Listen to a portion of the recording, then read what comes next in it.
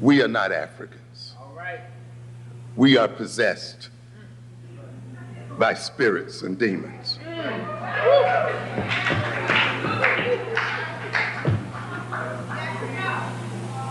We have let another people's spirit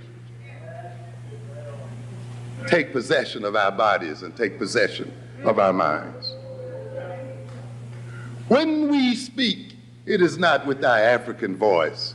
It is with the voice of that demonic presence that uses our lips to speak its own language.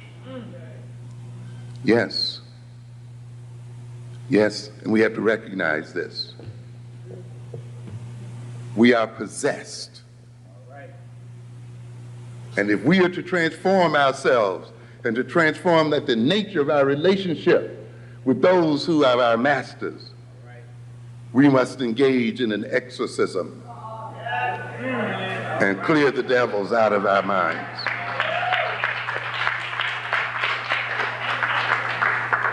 And at this time, then, it'll pay you to read a little bit about demonic possession. And we have to be demonically possessed. Because if we talk about black-on-black violence, self-defeating behavior, self-destructive behavior, then we could not be possessed by a beautiful and wonderful God. We must be possessed by a demon.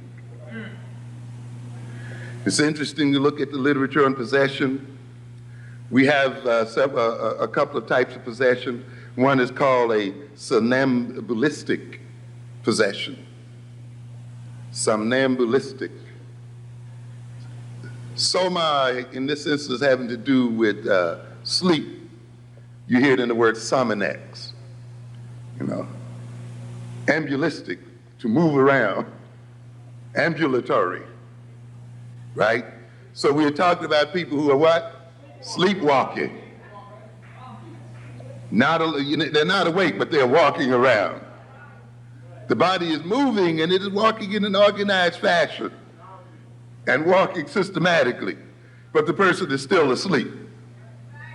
And in somnambulistic possession, then, the individual's original self has been repressed and displaced. And the spirit, and he identifies with the spirit that possesses him. And his I and the spirit's I are one and the same. And we have a lot of that here today. Where the spirit that has been implanted in us, we have taken to be us. And we've identified with it. That is why in defending ourselves, we end up defending the people who rule over us. In defending our ego, we end up maintaining the social structure that has destroyed our ego to begin with. And you see it in our youngsters, who will fight and kill in the name of respect, and fight because their egotistic orientation has been insulted. And therefore, in defending their ego, they do not kill the people who destroyed their ego. They kill each other. And maintain the ones who destroyed them in the first place in power. And that's why the subtitle of my book, Black on Black Violence, was Black Self-Annihilation in Service of White Domination. We are killing each other in order to maintain this system. We have let ourselves become possessed by a spirit such that when we become aggressive, we aggress against the self instead of those who are the source of our aggressive orientation. We talk a lot as a people about self-hatred. Self-hatred is a personality configuration. It is a form of personality organization.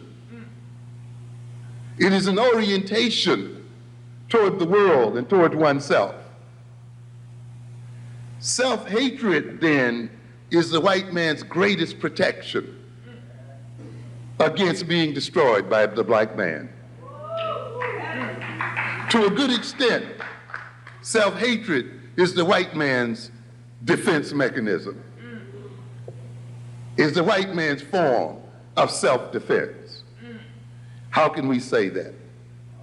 To a great extent, one function of the personality is to direct energy, to direct aggression, to channel aggression and energy and wishes and impulses in particular directions, to organize feelings, to organize energy, to achieve certain ends.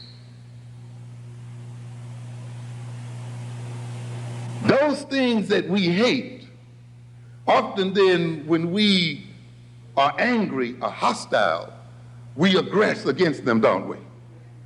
We attack them often. We destroy them.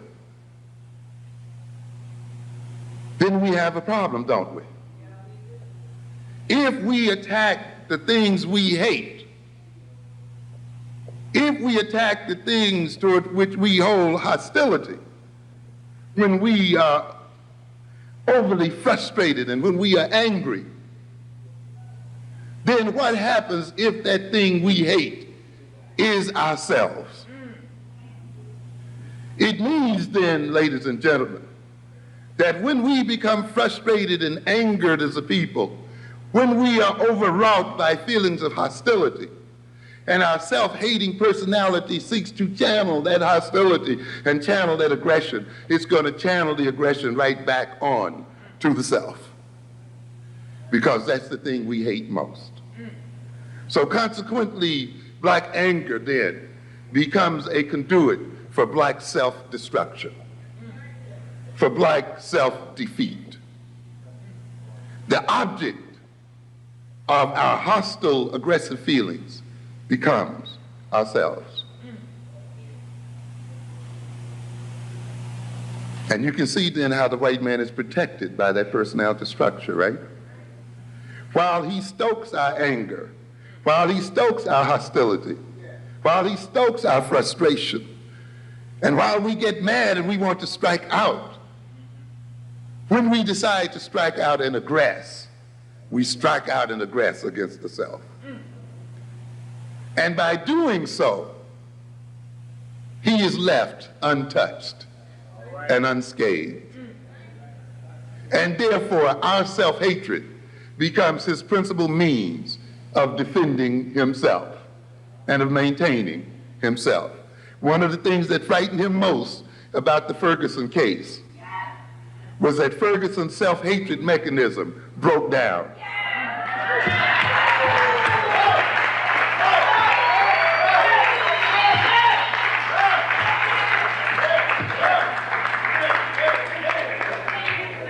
Unlike many deaf, dumb, and blind Negroes, he knew who his enemies were. And so when he got angry and hostile, instead of going out to drink himself to death, instead of going out to smoke crack and destroy himself, instead of going out to killing someone who looked like himself, instead of going out to commit suicide and put himself in a place to be destroyed by somebody else, he went directly to the source of his frustration.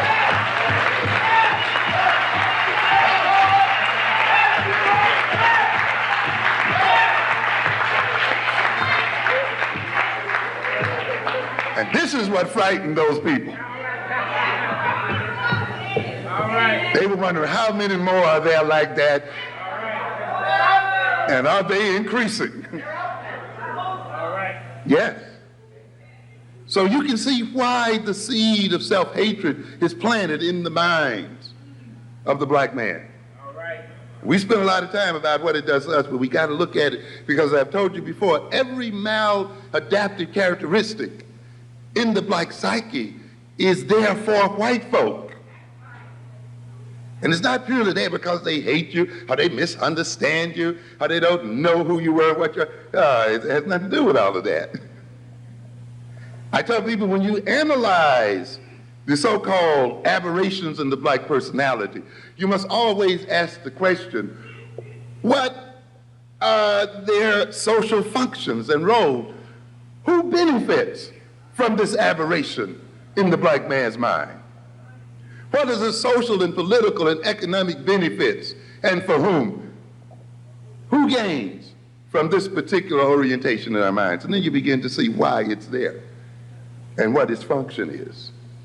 And so every complaint we have about ourselves has a political, economic, and social intent beneficial to white folk and detrimental to ourselves. And that means then, somewhere along the way, we became possessed by these orientations, and they were implanted in our personalities. We have come to identify with them as our natural selves, as our natural orientations. We have assumed that they represent who we are. And we have now then found many ingenious ways to defend the demons that possess us. And ultimately then, those demons destroy us and have us destroy others like ourselves. There's another form of possession we call lucid possession. In this sense, the person at least has a sense of self, and they have the sense that there's another spirit in them. And they struggle with that spirit, sometimes losing the battle every now and then. They become obsessed with their struggle with the spirit, and in a sense then are disenabled by that struggle. So some of us are in that state. We're not quite satisfied with the identity we have. We know somehow that there's a deeper African self in us. We're also aware that there's a Eurocentrically implanted demon in us, and we wrestle with it daily. There's another type of possession we talk about here, and that's spontaneous, what has sort of occurred spontaneously against our will. This is in contrast to one we talk about as artificial, one deliberately created. What do we mean by that? When we go into a particular social setting, such as a church or such as a rock concert or the like, and we go through a set of rituals and behavior, we go there and go through these behaviors and rituals and songs and dance as a mean of deliberately being possessed by what? The Spirit. And having our bodies taken over and being possessed. And then we say, we feel what? The Spirit. We feel the Spirit living within us. And so consequently, much of our life is about provoking, through artificial means, spirits which take over us and assume control of our behavior. Latent possession means when we are possessed and we don't even know that we are possessed. And I think that defines a lot of us. We're not even aware, and those are the hardest ones to break through because they don't sense any kind of split within the personality. They and their possessing spirit are one and the same. And when you try to exorcise their possessive spirit, they feel as if you are attacking them personally. And in defending their person, they defend the spirit that possesses them. Let's be a little more concrete, and I want to just give you an example of what I mean by this. You know, and in the literature, we talk about these spirits as what we call the incubi and the succubi. The spirit that lies in the body or lies on the body, the incubus. and the one that lies under the spirit, the succubus.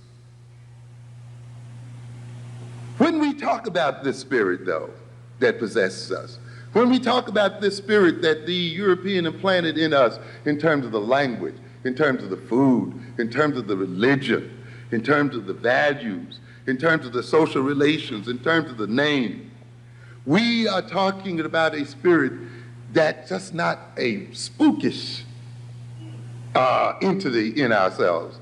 It actually incarnates in us. What do we talk when we talk about incarnate? We are dealing with the Latin root carnes, which has to do with what? Meat, flesh. In other words, the spirit comes to dwell in our very flesh and comes to sculpt our very bodies. And therefore, the spirit is a physical thing as much as it is a psychological thing. The bodies that we have tonight, ladies and gentlemen, are bodies that have been created by the European experience and are not our natural bodies as African people. Just as the surface of our bodies reflect the influence of another people, the very internal nature and the physiology of our bodies reflect those people as well. That's why when you get rid of them, you're going to have a healing experience.